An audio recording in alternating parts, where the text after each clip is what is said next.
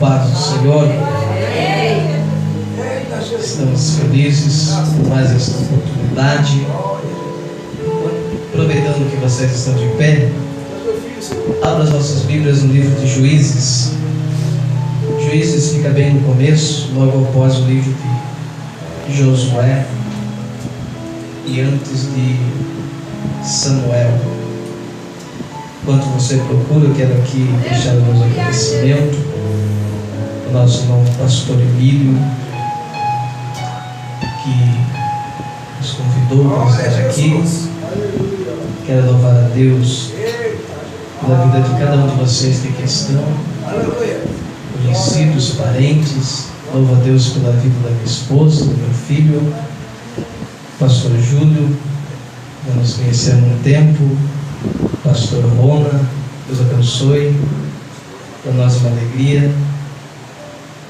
Juízes, capítulo de número 6. Quem achou, diga amém. Amém. Versículo de número 1 diz assim: Porém os filhos de Israel fizeram o que parecia mal aos olhos do Senhor, e o Senhor os deu nas mãos dos medianitas por 7 anos. E prevalecendo a mão dos medianitas sobre Israel, fizeram os filhos de Israel para si, por causa dos medianitas, as covas que estão nos montes, e as cavernas e as fortificações. Porque sucedia que, semeando Israel, subiam os medianitas e os amalequitas, e também os do oriente contra eles subiam, e punham-se contra eles em campo, e destruíam a novidade da terra, até chegarem a Gaza, e não deixavam mantimento em Israel, nem ovelha, nem bois, nem jumentos. Amém. Podeis tomar assento. Para mim é uma alegria poder estar aqui esta noite, nesta casa, neste templo, aonde, se encerrasse o culto agora, eu já estaria satisfeito, agradecido, porque Deus já falou em nosso meio. Estava ali comentando com o pastor Rona, e como a gente foi convidado para estar 3 sexta-feira, eu queria dar honra para ele ministrar esta noite. Foi ou não foi? E ele falou: não, pode ministrar. E Deus colocou uma palavra no meu coração enquanto estava orando esta tarde. Nós já ouvimos que Deus falou bastante em nosso meio sobre o povo de Israel. Quem era esse povo de Israel? O povo escolhido, o povo chamado, o povo separado por Deus. A Bíblia Sagrada vai dizer que esse povo está sendo escravo por Faraó no deserto. Para que você entenda nesta noite esta mensagem, eu preciso voltar um pouco para o livro de Gênesis, quando Deus chama o homem por nome de Moisés. Moisés foi um homem que estava pastoreando as ovelhas de seu sogro Jetro. No capítulo de número 3 de Êxodo, o que quer dizer êxodo? A palavra êxodo quer dizer saída. E a Bíblia diz que enquanto Moisés está pastoreando as ovelhas do seu sogro Jetro, a Bíblia diz que Deus lhe aparece em uma chama na sarça ardente. A Bíblia diz que o fogo consumia, pegava naquela sarça e ela não se consumia. E enquanto Moisés está ali se aproximando daquela chama, a Bíblia vai dizer que uma voz brada do céu. E enquanto esta voz brada do céu, Moisés então não entende porque a sarça naquele momento não se consumia, ou seja, como se você fizesse ali uma fogueira de palha e logo ela se acabasse, mas aquela palha não se queimava. Portanto, era a presença de Deus se revelando a Moisés. E muitas das vezes Deus se revela para nós nos nossos dias em que estamos vivendo e nós não estamos entendendo, porque ainda não estamos na direção de Deus como Deus quer que estejamos. Moisés estava pastoreando as ovelhas do seu sogro Jetro, mas Moisés ainda não tinha o chamado, Moisés ainda não tinha a vocação. Mas a partir daquele momento em que se aproxima daquela chama, uma voz do céu diz assim para ele: Moisés, tira a sandália dos teus pés, porque a terra em que tu estás é terra santa. E naquele momento Deus faz o chamado para Moisés libertar o povo que estava sob comando de Faraó. A Bíblia vai dizer ainda no capítulo 3 que Moisés se recusa. No capítulo 4 de Êxodo, Deus fala claramente com Moisés, dizendo que Deus tinha ouvido o gemido do povo e por isso desceu naquele monte para ter um contato com Moisés, para chamá-lo para aquela obra. É bem nesse contexto bíblico, é bem nesse contexto que nós aprendemos aqui algumas coisas com Deus. Que quando o povo está se oprimindo, que quando o povo está sendo oprimido, e o povo então clama naquele momento, o povo geme naquele momento, e Deus ouve o gemido do povo. Nós já ouvimos aqui que o povo estava em frente ao deserto, e Deus mandava o povo marchar.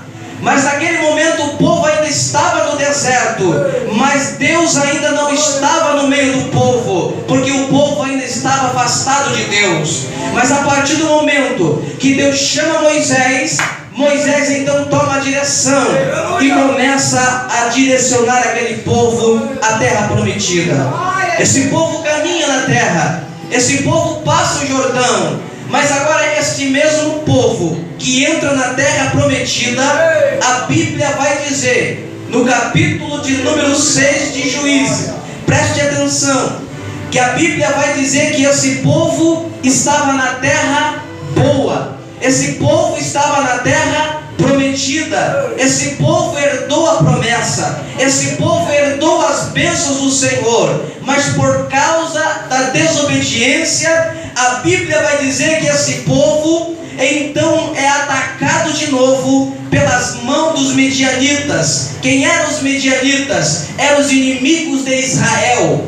Quem eram os medianitas? Eram aqueles que afrontavam o povo de Israel. A Bíblia vai dizer que tudo que o povo de Israel semeava, tudo que o povo de Israel plantava, os medianitas levavam embora. Tudo aquilo que o povo semeava na terra, o inimigo levava de Israel.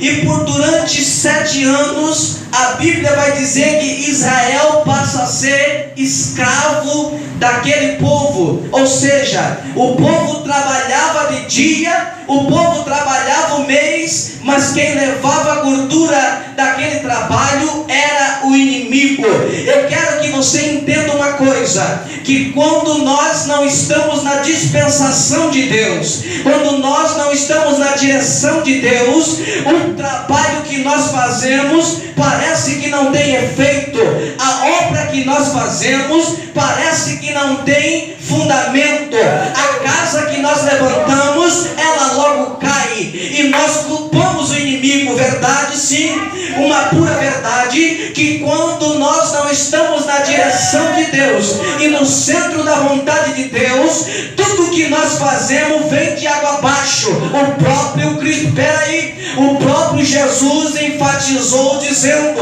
em uma das suas parábolas que existe 2 tipos de construção. Qual é a construção, pregador? A primeira construção é aquela edificada sobre a rocha, aquela que está sobre a rocha, ela permanece quando sopra o vento, ela permanece quando cai a chuva, ela permanece quando cai a tempestade, aquela casa não cai. Qual é a outra, pregador?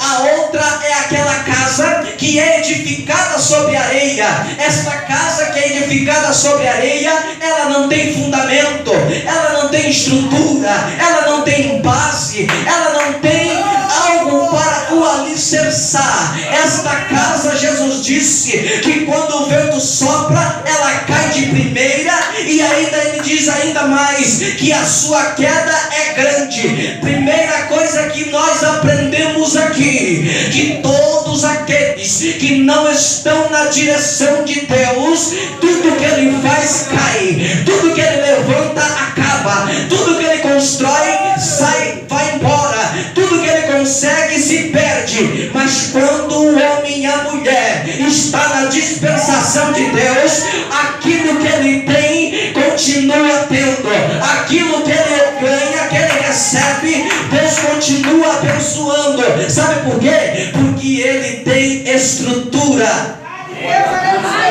Maravilha! Graças ao nome do Senhor.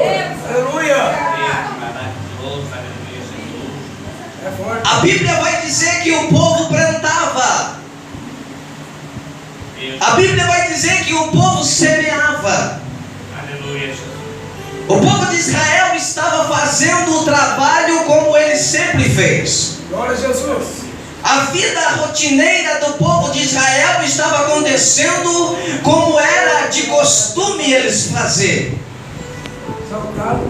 Mas a única coisa que eles não estavam fazendo era dar ouvido à voz de Deus. Eita, Jesus.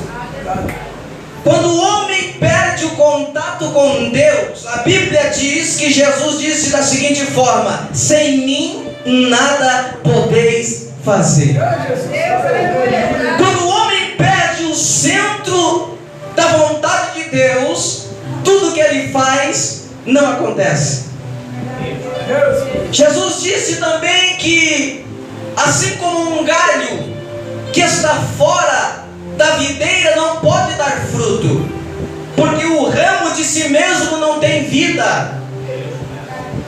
Ou seja, o povo de Israel estava plantando, o povo de Israel estava trabalhando, o povo era o povo da promessa, era o povo da promessa. Sabe por que tem muita gente que se depara conosco e diz assim: olha, tudo que eu fiz parece que não acontece nada? É porque não está ligado na videira. Porque se está ligado na videira, vem o vento, ele permanece, vem o adversário, ele permanece, vem a tempestade, ele permanece. Por isso que o salmista diz assim, que os que confiam no Senhor são como os montes de Sião, que não se abala. Quando você confia no Senhor, pode chover pedra do céu, mas a tua casa permanece de pé.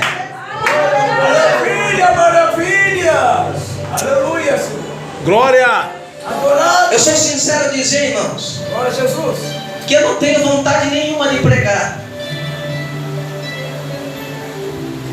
mas eu também temo, porque quem me chamou para essa obra não foi o homem.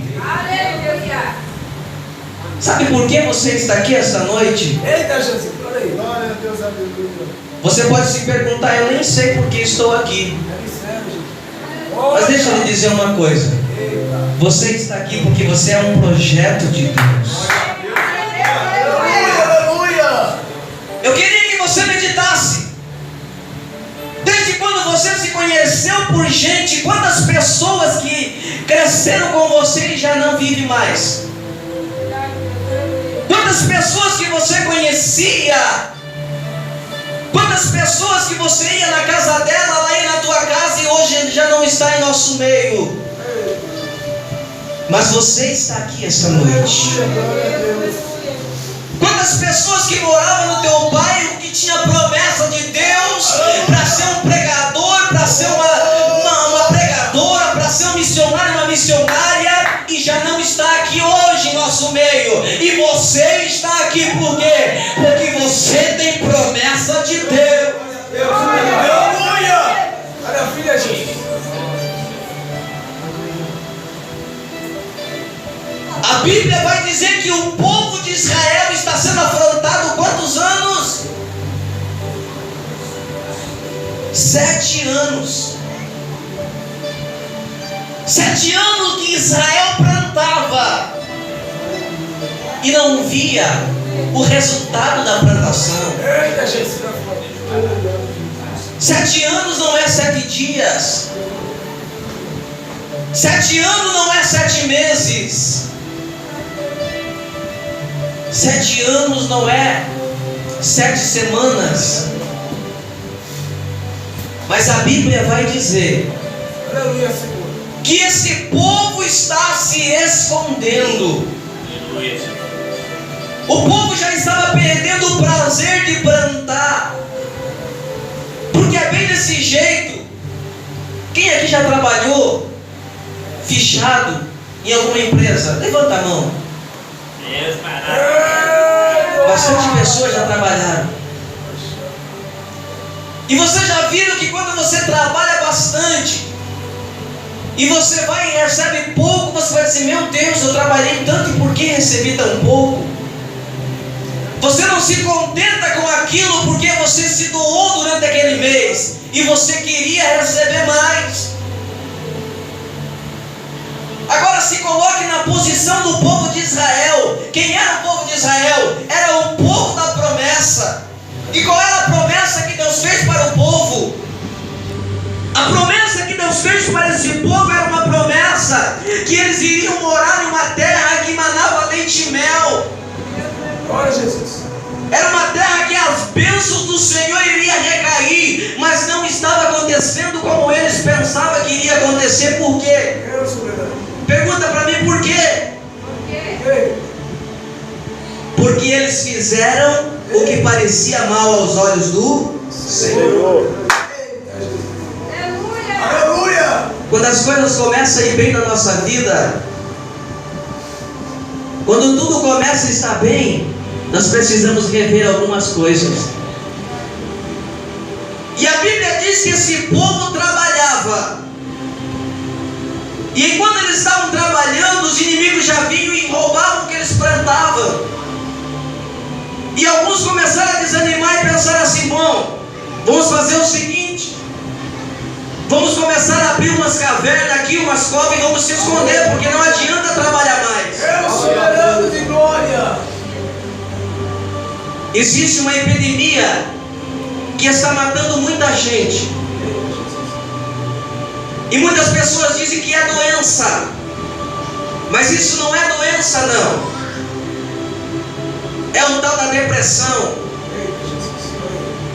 Tudo aquilo que lhe causa frustração lhe traz um espírito de depressão. Deus e glória. E tem muitas pessoas deprimidas, sabe por quê? Porque trabalharam na obra do Senhor. Tem muitas pessoas deprimidas porque trabalharam e não viram o efeito. E existem pessoas que estão aprisionadas em covas. Existem pessoas que estão aprisionadas em cavernas. Existem pessoas que estão se escondendo do inimigo, porque já não tem nem mais força para lutar. Esse culto é culto de libertação. E a Bíblia diz que o povo de Israel já estava se escondendo da promessa. O povo estava se recuando. O povo estava se esquecendo de Deus. O povo havia se afastado de Deus e estavam fazendo para si covas. Tem tanta gente, irmãos, que está em cova. Tem tanta gente que está aprisionada. Mas eu quero dizer algo da parte de Deus para você. O Deus que tirou o povo da terra do Egito é o mesmo que está aqui esta noite, que pode, eu vou profetizar na tua vida, o mesmo que tirou o povo da terra do Egito, que fez abrir o mar vermelho, que fez brotar água da rocha, o mesmo Deus que foi com o povo no deserto, é o mesmo que fez atravessar o Rio Jordão. Eu quero profetizar na tua vida, o mesmo Deus que foi com Moisés é o mesmo que está aqui esta noite.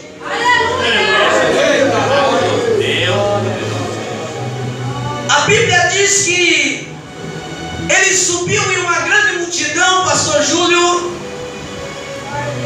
porque quando Nós estamos na prova, parece que tudo é difícil para nós. Quando nós estamos na prova, parece que uma grande multidão nos oprime e faz com que nós percamos a batalha. Mas a Bíblia vai dizer que enquanto esse povo estava se escondendo, aleluia, a Bíblia diz que se levanta um profeta, e esse profeta diz assim, versículo de número 8: e enviou o Senhor um profeta aos filhos de Israel, e ele disse: assim diz o Senhor, o Deus de Israel, do Egito eu vos fiz subir, e vos tirei da casa de servidão, e vos livrei da mão do egípcio e da mão de todos quantos oprimiam, e os expedi diante de vós, e vos dei esta terra, e vos disse: eu sou o Senhor vosso Deus, não temais a deuses amorreu, em cuja terra habitais, mas não destes ouvido à minha voz. O povo tinha a promessa, mas preste atenção nessa noite para você entender, eu já vou encerrar. O povo tinha a promessa, e Deus mais uma vez olha para o povo. Aleluia! A Bíblia não revela quem era este profeta, mas esse profeta chega no meio do povo e diz assim: o Senhor vos fez subir da terra do Egito, o Senhor vos tirou da escravidão, mas por causa da vossa desobediência, por causa da vossa rebeldia, por causa de não deres ouvido a minha voz, vocês estão aí nesta prova. Existem situações na nossa vida que não é culpa de Deus. Existem situações na nossa vida que não é culpa do nosso irmão da esquerda e nem da direita, mas é nossa própria falha diante do Senhor. Mas eu quero que você preste atenção nesse momento, que a Bíblia vai relatar de um homem que estava no meio daquele povo, de um homem que estava no meio daquele povo que estava sendo afrontado pelos inimigos. Quem era esse homem? O nome dele era Gideão. Agora eu quero ministrar sobre a tua vida. A Bíblia vai dizer que Gideão está trabalhando naquele meio. Gideão não está olhando para o inimigo. Gideão não está olhando para o que está acontecendo à sua volta.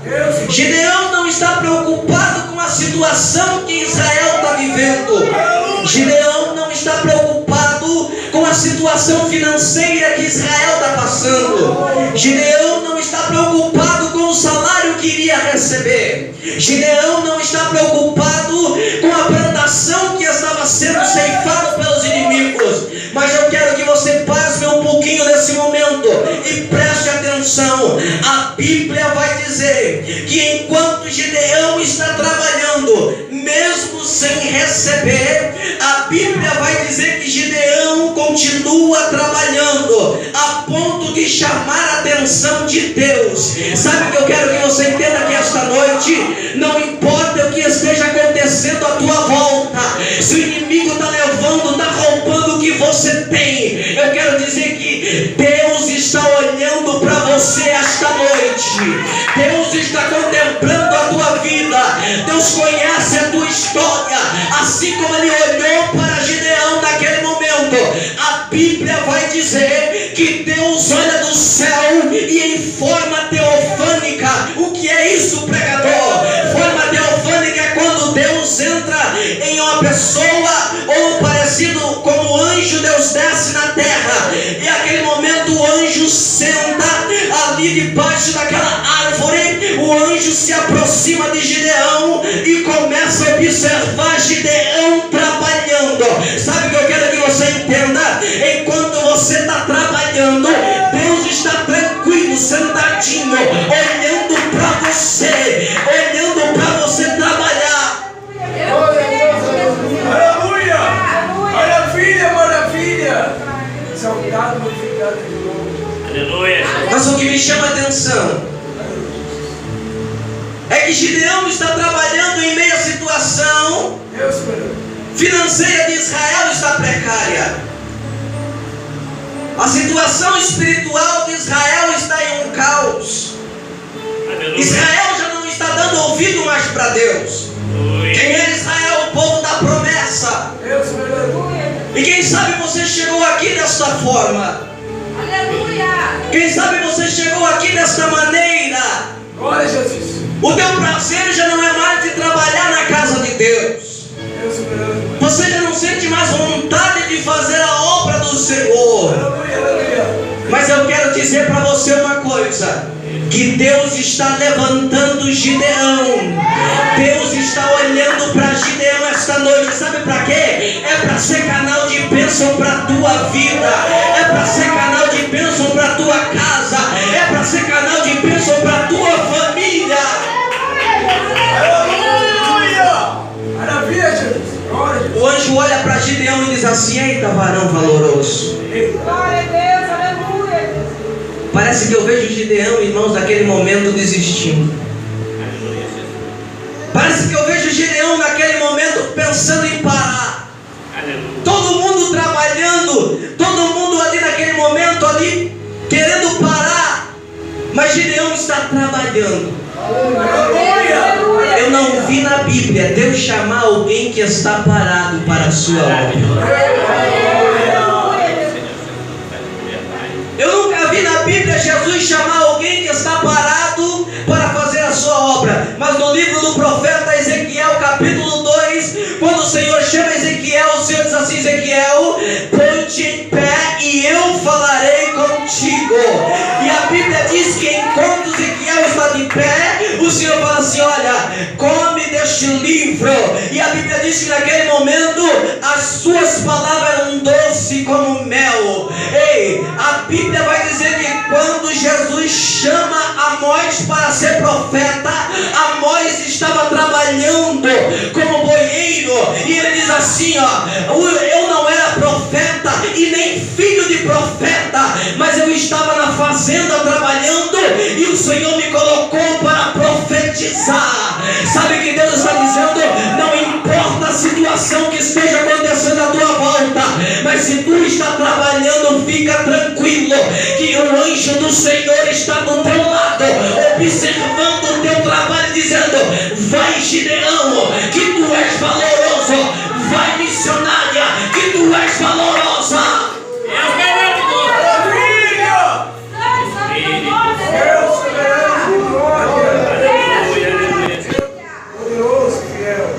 A Bíblia vai dizer que Gideão está trabalhando.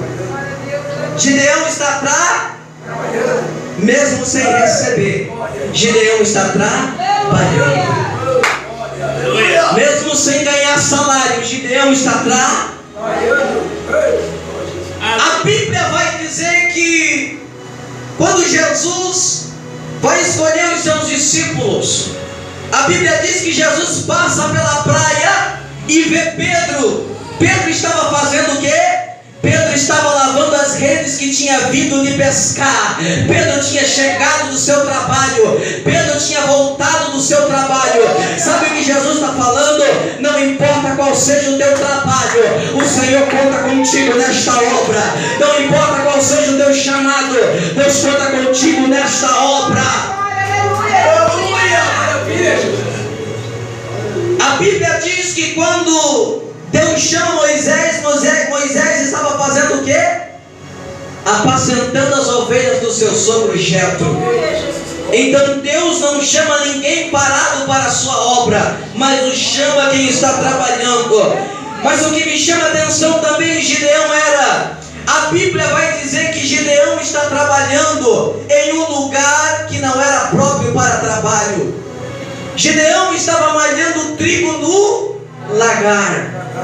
Eu fui procurar saber o que é lagar. Lagar não tem nada a ver, irmãos, com malhar trigo. Lagar era um lugar, vamos dizer assim, uma caixa de 3 ou 3x3, um lugar onde se esmagava uva para se ali fazer o vinho. E não era um lugar próprio para malhar trigo. Mas a Bíblia vai dizer que Gideão está naquele lugar, fazendo este trabalho, fazendo este sacrifício. O que é malhar trigo? Malhar trigo é tirar a casca do trigo, deixar o trigo limpo para se usar. E a Bíblia diz que Gideão está ali fazendo este trabalho. E enquanto Gideão está fazendo este trabalho, Gideão naquele momento recebe a presença do anjo, porque o anjo vai ali e começa a apreciar o trabalho de Gideão. Enquanto muitos estavam cavando buracos para se esconder, Gideão estava trabalhando para manter a sua família de pé, em meio ao sacrifício em que ele estava vivendo, mas ele estava mantendo a sua família de pé. A primeira coisa que nós aprendemos aqui com Gideão é que não importa a situação que esteja trabalhando, o importante é que ele estava mantendo a sua família de pé. Tudo que nós fazemos, não importa o sacrifício, mas o que importa é aquilo que você está fazendo para manter a tua família diante do Senhor. Gideão estava dizendo assim: os inimigos estão levando tudo, mas a minha família não vai morrer, a minha família não vai perecer. O trabalho não é certo, o lugar que eu estou trabalhando não é próprio, o trabalho, o esforço que eu estou fazendo pode não estar sendo reconhecido pelo homem, mas eu quero dizer que o anjo do Senhor está aí, olhando o teu trabalho, observando a tua obra.